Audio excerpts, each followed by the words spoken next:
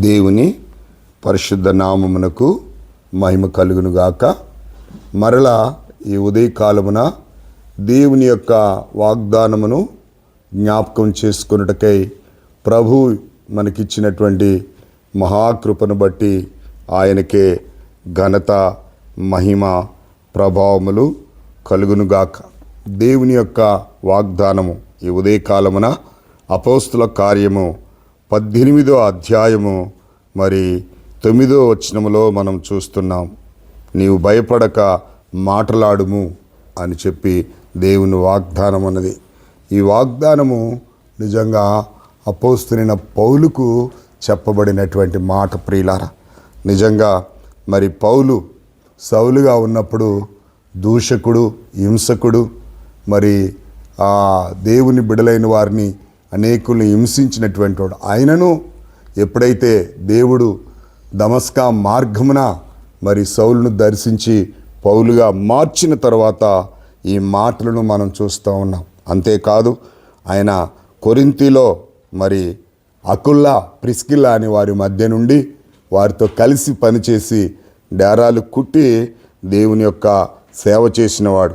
అంతేకాదు, పౌలుతో ఇక్కడ చెప్పబడినటువంటి మాటలు మనం జ్ఞాపకం చేసుకున్నట్లయితే దేవుడు అంటున్నాడు, నేను నీకు తోడై ఉన్నాను, నీకు ఏ హాని చేయుటకు నీ మీదికి ఎవడును రాడు, ఈ పట్టణంలో నాకు బహుజనం ఉన్నదని పౌలుతో చెప్పగా అతడు వారి మధ్య దేవుని వాక్యమును బోధించుచు 1 సంవత్సరం మీద 6 నెలలు అక్కడ నివసించను. కనుక ప్రియులారా, దేవుని మాటలను మనం జ్ఞాపకం చేసుకొని దేవుని వాగ్దాన ప్రకారంగా మనము జీవించుటకు పరిశుద్ధాత్మ దేవుడు మన ఎంతగానో సహాయం చేసి నడిపించినటువంటిగా చూస్తున్నాం.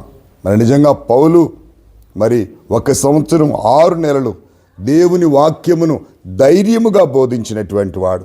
సమాజ మందిరపు అధికారి అయిన క్రీస్తు అనేంత వారితో కూడా ప్రభునందు విశ్వాసం ఉంచిన మరియు కొరింథీయులు అనేకులు విని విశ్వసించి బాప్తీసం పొందిరి.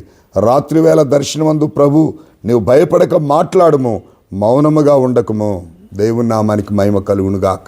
నిజంగా పౌలును దేవుడు దర్శించి చాలా ధైర్యముగా దేవుని వాక్యమును బోధించి అనేకులకు, అన్యులకు దేవుడు పౌలును అపోస్తలుడిగా నియమించినట్లుగా మనం చూస్తూ ఉన్నాం. ప్రియులారా, దేవుడు అతనికి తోడయండి ఆయనతో మాట్లాడుతున్న మాటలు, నువ్వు భయపడకు, నువ్వు మౌనముగా ఉండొద్దు, ఈ పట్టణములో బహుజనం ఉన్నది, నీవు దేవుని వాక్యమును ధైర్యముగా బోధించమన్నప్పుడు 1 సంవత్సరము 5 నెలలు దేవుని వాక్యము బోధించి అనేకులను ప్రభు సన్నిధిలో నడిపించినటువంటి వాడు అనే విషయాన్ని నేను మీకు జ్ఞాపకం చేస్తూ ఉన్నా. నిజంగా అధికారుల మధ్య, ప్రధానుల మధ్య నిజంగా దేవుని వాక్యాన్ని అద్భుతంగా ధైర్యంగా బోధించినటువంటి వాడు పౌలు అనే విషయాన్ని నేను జ్ఞాపకం చేస్తున్నాను. అందుకే దేవుని యొక్క వాగ్దానము, నువ్వు భయపడక మాట్లాడుము అన్నారు.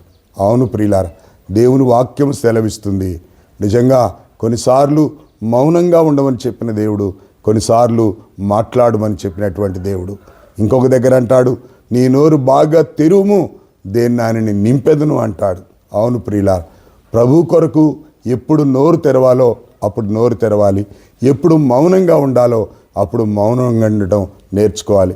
ప్రభువుకొక నిజంగా ప్రభు వాక్యానికి కానీ, ప్రభు భక్తులకు కానీ, ప్రభు బిడలైన వారికి ఒక కట్టడ, ఒక నియమము, ఒక పద్ధతి, ఒక నిర్ణయము ప్రభు మార్గములో మనందరం నడిచినట్లయితే నిజంగా పౌలు ఎంతో ధైర్య సావాసము కలిగిన వాడు, దేవుని కొరకు అనేకమైన హింస పొందినటువంటి వాడు.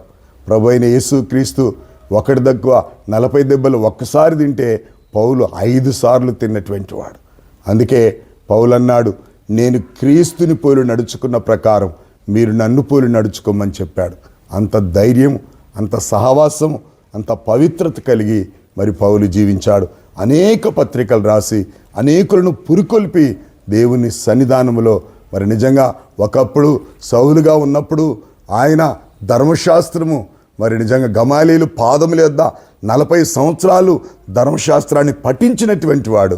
నిజంగా దాన్ని పక్కకు పెట్టి క్రీస్తునందు రక్షణ పొంది అనేక హింసలు పొంది దేవుని సువార్తను జరిగించినవాడు. కనుక ఆయన వాగ్దానం ఏంటంటే మౌనముగా ఉండక భయపడక మాట్లాడము. అవును ప్రియులారా, మనం కూడా క్రీస్తు కొరకు, క్రీస్తు ప్రేమ కొరకు, క్రీస్తు దయ కొరకు, క్రీస్తు రక్షణ కొరకు మాట్లాడి దేవుని దీవెనలు పొందుదాం. అట్టి కృప దేవుడు మనకు అనుగ్రహించునుగాక. పరిశుద్ధుడు అయిన మా తండ్రి, కృపగలిగిన మా యేసయ్య, నీ ఘనమైన, శ్రేష్టమైన, అత్యున్నతమైన నామాన్ని బట్టి మీకు వందనాలు. అయా, భయపడక మాట్లాడ మాకు నేర్పించండి నాయనా. నీ నామంలో హింసలు, ఇరుకులు, ఇబ్బందులు ఎన్ని కలిగినప్పుడు నీ వాగ్దానుసారంగా జీవించి జయ జీవితాన్ని కలిగి నీ నామ ఘనత కొరకు మేమందరం బ్రతుకున్నట్లు నీ కృపచేత నింపి నీ మహిమ కొరకు మమ్మల్ని వాడుకుంటూ రమ్మని నజరేయుడైన యేసుక్రీస్తు నామములో అడిగి వేడుకొనుచున్నాను తండ్రి. ఆమేన్. దేవుని పరిశుద్ధ నామానికి మహిమ కలుగునుగాక. ఈ ఉదయకాల వాగ్దానాన్ని ఎత్తిపట్టి దేవుని స్తుతించి ఇతరులకు షేర్ చేసి వారును మీరును దేవుని దీవెనలకు పాత్రులు కమ్మని మనవి చేస్తున్నాను. God bless you all.